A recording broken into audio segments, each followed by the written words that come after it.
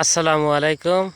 আজ ডিসেম্বর মাসের 7 তারিখ, অগ্রহায়ণ মাসের 22 তারিখ।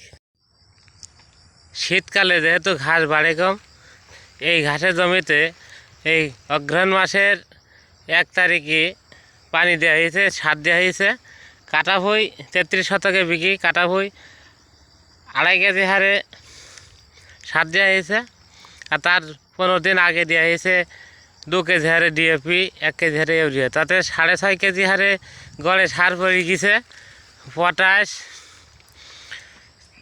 জিপ, ডিএপি, ইউরিয়া সব মিলিয়ে 2 বারে।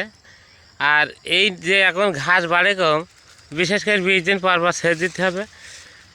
ঘাস ভিতরে বড় ঘাস কাটা বেশি কাটলে ঘাসের ফলন বেশি হয়, আর ছোট ঘাস কাটা বাড়তি যেহেতু 2 মাস সময় লেগে যায়। ঘাস জমিতে থেকে যাবে এরকম হালকায় অর্ধেক, এক বড় ধারে বড় ঘাস কাটা এই রেখে দিই। এই জালি ঘাস কাটা তৈরি হতে লাগে 1 মাস সময়, এই যে ঘাস কাটা। আর এই ঘাস কাটা অল্প দিনই বাড়ি যায়, খুব বড় হতে বেশি সময় লাগে না।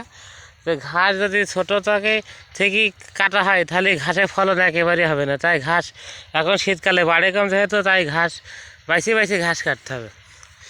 আর বড় কাটা কাটিয়ে নিতে হবে, যে কাটা খাওয়ার উপযুক্ত হয়েছে, আর ছোটো কাটা জোরে বেড়ে যাবে।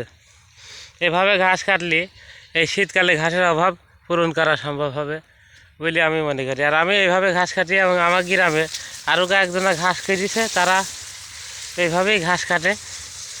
ঘাসে এখন প্রচুর পরিমাণে সার লাগে। এই সিজনে, শীতের সিজনে 10 কেজির ওপরে কাটা ভুঁই সার লাগে, মানে 4-5 বার সার দিতে হলে মেলা সার লেগে যায়। আর শীতকালে ঘাস খুব ঝাড় করে, ঘাসের ফলনটা বেশি হয়, কিন্তু সময় বেশি লাগে।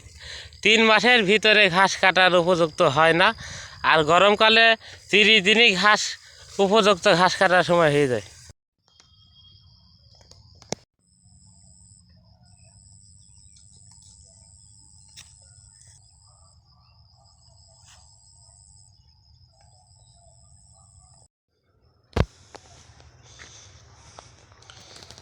এই ঘাসটা বেশি কাটা হইল।